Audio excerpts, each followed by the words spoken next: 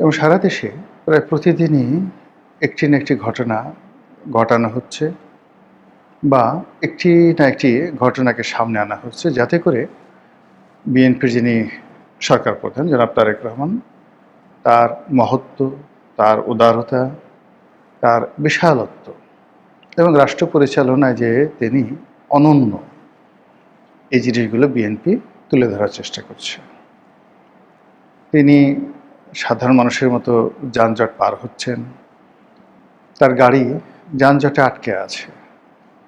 এগুলোকে লাইমলাইটে এনে তিনি যে কত বড় নেতা, তিনি যে কত বড় মহান, যা আগে এরশাদ সাহেব, শেখ হাসিনা, এমনকি বেগম জিয়া বা জিয়াউর রহমান সাহেবও করতে সাহস পাননি, ঠিক সেইভাবে তিনি সাধারণের মতো জীবনযাপন করছেন। এটাকে জনগণের সামনে এনে তাকে জনগণের নেতা বানানোর চেষ্টা করা হচ্ছে। এর বাইরে যারা মন্ত্রী মহোদয় রয়েছেন, তারা নানা রকম কথা বলে, কাজকর্ম করে, অ্যাকশন দেখিয়ে তারেক রহমান সাহেবের স্বপ্ন পূরণ করা, বিএনপিকে জনমুখী করা এবং যে কোনো মূল্যে রাজনৈতিকভাবে আওয়ামী লীগকে পেছনে ফেলে দেওয়ার জন্য প্রায় সব কাজই তারা করছেন। ক্ষমতা গ্রহণ করার সাথে সাথেই বিভিন্ন এলাকাতে বিএনপি যারা নেতাকর্মী, তারা খাল খনন, খাল পরিষ্কার ইত্যাদি নানা কর্মে নিজেরা ব্যস্ত হয়ে পড়েছেন। এবং চারিদিকে যারা জনগণ দেখছেন, সবাই বলার চেষ্টা করছেন ধন্য ধন্য ধন্য। তারপর সাধু সাধু সাধু, নেতা তো এরকমই হওয়া উচিত, দল তো এরকমই হওয়া উচিত। আসার সঙ্গে সঙ্গে খাল কাটা শুরু করে দিয়েছে, আসার সঙ্গে সঙ্গে ফ্যামিলি কার্ড দেখা শুরু করেছে। ঈদের আগে ইমাম মুয়াজ্জিনদেরকে সরকারি তহবিল থেকে টাকা দেয়া হবে।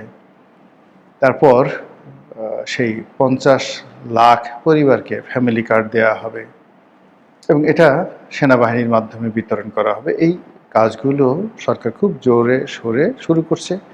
এটার শেষ পর্যন্ত ফলাফল কী হবে সেটা পরে বলবো, কিন্তু তার আগে বলা উচিত যে এগুলো খুব জনপ্রিয়। আরও স্পষ্ট করে যদি বলি, তাহলে এগুলো খুবই সস্তা জনপ্রিয় কাজ, যে কাজ দিয়ে মানুষদেরকে খুব অল্প সময়ের জন্য মুগ্ধ করে রাখা যায়। কিন্তু 7 দিন পর, 10 দিন পর যখন মানুষের পেটে টান লাগবে, বা ইতিমধ্যে যাদের পেটে টান শুরু হয়েছে, পবিত্র মাহে রমজান চলছে, মানুষ ছুটছে, রাস্তাঘাট রীতিমতো মানে চলাফেরা করা যাচ্ছে না, এত মানুষ।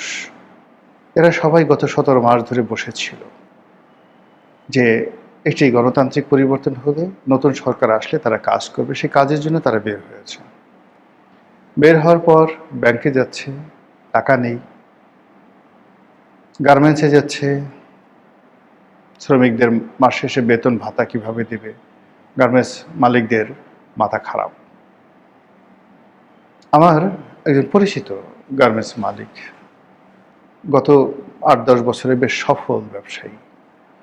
তো ভদ্রলোকে সেদিন একসাথে নামাজ পড়লাম, দেখলাম যে খুব ক্লান্ত বিধ্বস্ত অবস্থায় আসছে, ইফতার গাড়িতে বসে করেছে। সে বলল যে এরকম একটা ব্যাংক, নাম বললাম না, বললো যে একটা ব্যাংকে তার বেশ কিছু টাকা ছিল, এখন সেই ব্যাংকের অবস্থা ভালো না, ফলে প্রায় 4-5 কোটি টাকার মতো সেখানে তার আটকা পড়ে আছে। এখন ঈদের সময় তিনি বেতন কিভাবে দিবেন, ভাতা কিভাবে দিবেন, এই টেনশনে তিনি মরে যাচ্ছেন। এর কারণ হলো ওই ব্যাংকে তার তো মানে এলসি করা ছিল, এক্সপোর্ট করেছে, এক্সপোর্টের টাকা ডলার হিসেবে তার ব্যাংকে জমা হয়েছে, আর সেই ডলার বাংলাদেশ ব্যাংক রেখে দিয়ে বাংলাদেশ ব্যাংক সেই ব্যাংককে ঠিকই টাকা দিয়ে দিয়েছে, কিন্তু সেই ব্যাংক এখন গ্রাহকের চাহিদা মেটাতে পারছে না। এরকম আমি একটা ঘটনা দেখলাম যে এই রোজার মাস তার জন্য হারাম হয়ে গেছে। ঠিকমতো নামাজ পড়তে পারছেন না, মসজিদে যেতে পারছেন না, এমনকি সেহেরি ইফতারও করতে পারছেন না। তো যার জন্য রাজনীতির ময়দানে যতই ম্যাজিক দেখানো হোক না কেন, কিন্তু যারা ভুক্তভোগী, যারা সাধারণ আমজনতা, তারা তো চাল, ডাল, আটা, ময়দা এগুলোর কথা চিন্তা করছে। যারা চাকরিজীবী, মাস শেষে বেতনের কথা চিন্তা করছে। আর যারা অর্থনীতিবিদ, তারা চিন্তা করছে যে প্রতিদিন টাকার মান কত করে কমল।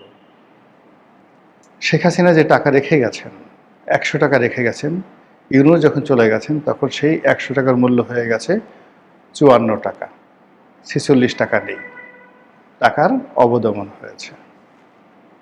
এখন তারেক রহমান সাহেবকে যদি আবার টাকা ছাপিয়ে তার সরকার চালাতে হয়, টাকা ছাপিয়ে খাল কাটতে হয়, টাকা ছাপিয়ে ফ্যামিলি কার্ড দিতে হয়, তাহলে এই যে এখন শেখ হাসিনার জমানার 100 টাকা, যেটার মূল্য এখন 54 টাকা আছে সরকারি হিসাবে, সেটার মূল্য হয়তো হয়ে যাবে আরো অর্ধেক, অর্থাৎ 54-র অর্ধেক, 27 টাকা।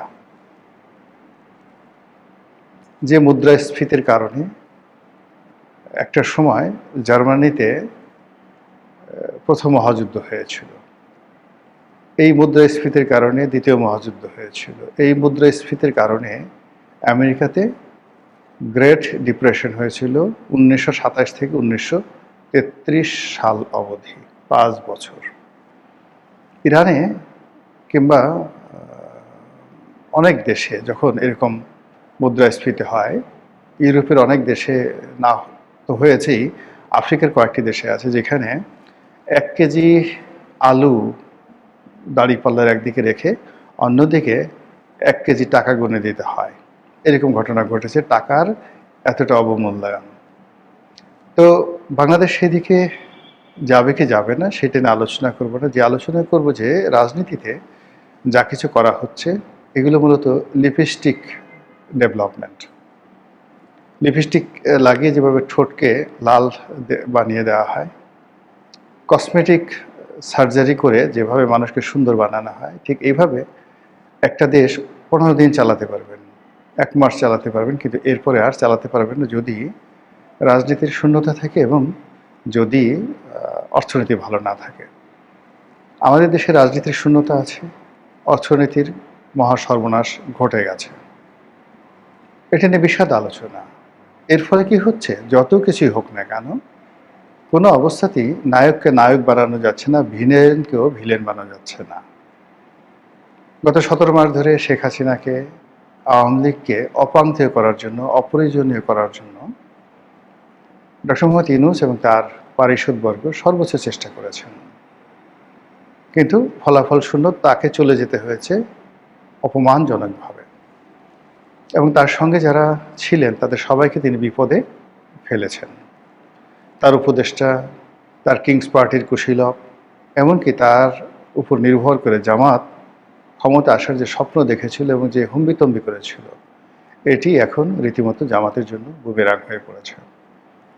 আমি গত 17 মাস ধরে বলে আসছি যে বিএনপি ছলে বলে কৌশলে ক্ষমতায় আসার চেষ্টা করছে, এবং ক্ষমতায় আসার পর তারা জামাতকে এমন ডলা দিবে, 22 ডলা, যে ডলা পর জামাতের লোকজন বলবে যে আওয়ামী লীগের জমানাতে খুব ভালো ছিলাম, এবং ঘটনা সেই দিকে যাচ্ছে। চারিদিকে জামাতের নিস্তব্ধতা। নাসিরউদ্দিন পাটোয়ারির বড় বড় কত কথাবার্তাগুলো এখন নেই। সে হেসে হেসে বলছে যে এখন তো আমি সালাউদ্দিন সাহেবকে কিছু বলতে পারবো না, সালাউদ্দিন সাহেব স্বরাষ্ট্রমন্ত্রী হয়ে গেছেন, এখন কিছু বললে আমাকে গ্রেপ্তার করবে। না রে বাবা, পারলে এখন সাহস দেখাও, এখন কক্সবাজার গিয়ে সালাউদ্দিনকে গালাগাল করো, এখন পারলে মির্জা আব্বাসের বাসায় গিয়ে ভুকা দাও, তাকে গিয়ে চাঁদাবাজ বলো, কি খবর চাঁদাবাজ, কেমন আছো, এখন গিয়ে বলো না, দেখি কেমন পারো। এবং এখন বলতে পারলে সত্যিকার অর্থে সাহস বোঝা যাবে। এখন সাদিক কায়েম ডাকসুর যে সহসভাপতি, ভিপি, শিবির নেতা, এখন যদি আপনার সাহস থাকে বা তোমার সাহস থাকে, ছোট ভাই এজন্য তুমি করে বললাম, এখন থেকে বলো যে তারেক রহমানকে একটা লাথি দিতে চাও তো, যে একটা লাথি দিয়ে শেখ হাসিনাকে তাড়িয়ে দিয়েছি, তারেক রহমান সাহেব যদি এই কাজ করে তাকেও লাথি দিয়ে বাংলাদেশের থেকে তাড়িয়ে দেবো, একটু বলো তো বাবা, দেখি কেমন পারো। তারে বলার দরকার নাই, ধানমন্ডির যে এমপি কিংবা ঢাকা বিশ্ববিদ্যালয়ের যে এলাকার এমপি মির্জা আব্বাস বা রবিউল আছেন, এদের দুজনকে একটু গালি দেন তো দেখি কত বড় সাহস আছে, বুকের পাটা আছে। তো এই জিনিসগুলো হয় কি, আমাদের দেশে পরিবেশ পরিস্থিতি অনুযায়ী সবাই বড় বড় কথা বলে, আর যখনই শক্ত কোনো কিছু আসে সঙ্গে সঙ্গে আব্বা আব্বা বলে। তো রাজনীতিতে এই যে যা কিছু চলছে, আবার এখন যারা বিএনপির লোকজন গত এই ইনুস জামানাতে যারা মিউ মিউ করতেন, তারপর শেখ হাসিনার জামানাতে যারা চিউ চিউ করতেন, এখন তারা হালুম ওরে বাবা রে বাবা, রয়্যাল বেঙ্গল টাইগার হয়ে গেছেন। তো যা হোক, যা কিছু হোক না কেন, প্রকৃতির একটা অমোঘ নিয়ম রয়েছে। প্রকৃতি শূন্যতা পছন্দ করে না। বাংলাদেশের রাজনীতিতে যে শূন্যতা চলছে, এই শূন্যতা আওয়ামী লীগ জমানাতে আওয়ামী লীগ সৃষ্টি করেছিল বিএনপি এবং জামাতকে দূরে রেখে। কিন্তু বিএনপি এবং জামাতকে দমন পীড়নের উপর রেখেছিল, নিষিদ্ধ করা হয়নি। কিন্তু এখন যেটি হয়েছে, জামাত যেহেতু সরকারি দলে গেছে এবং গত 17 মাসে তাদের কর্মকাণ্ড নিয়ে তারা চিন্তিত, এই জন্য জামাত একেবারে চুপ হয়ে গেছে। আর অন্যদিকে আওয়ামী লীগ না থাকার কারণে পুরো মাঠ নীরব নিস্তব্ধ, এবং এটি বিএনপির জন্য, বিএনপির ভারসাম্যের জন্য রীতিমতো সংকট হয়ে দেখা দিয়েছে।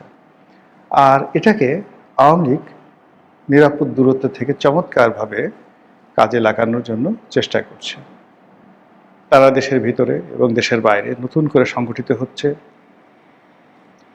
এবং তানহাই অবস্থায় নিজেদের ভুলভ্রান্তি তারা অনুধাবন করার চেষ্টা করছে। গত এক সপ্তাহ ধরে আওয়ামী লীগের বিভিন্ন পর্যায়ের যারা লোকজন, বড় বড় নেতা, অনেকের সঙ্গে আমার কথা হয়েছে। যেহেতু আওয়ামী লীগ করতাম, 2009 সনে যারা আমার সঙ্গী সাথী ছিলেন সংসদে, পার্লামেন্টের আশেপাশে, তারাই পরবর্তীতে আওয়ামী লীগের নীতি নির্ধারণী পর্যায়ে চলে গিয়েছিলেন। এখন তারা সবাই পলাতক। তো ব্যক্তিগত সম্পর্কের কারণে অনেকের সঙ্গে কথা হয়, খোঁজখবর রাখা হয়। তো দেখলাম যে সবাই অনুতপ্ত, তাদের ভুলগুলো তারা বুঝতে পেরেছে, আবার নতুন করে তারা গুছিয়ে উঠতে চাচ্ছে। অনেকে তো একথাও বললেন যে আমরা তারেক রহমান সাহেবকে নিয়ে যে টিটকারি করেছি, তাকে নিয়ে যে বাড়াবাড়ি করেছি, তার ফলে আমাদের এই ঘাড়ের উপর, চোখের উপরে, মুখের উপরে তারেক রহমান সাহেবের যে উন্নতি, আল্লাহ আমাদেরকে এর মাধ্যমে একটা শিক্ষা দিয়েছেন। এইরকম উপলব্ধির পর্যায়ে আওয়ামী লীগের লোকজন চলে গিয়েছে।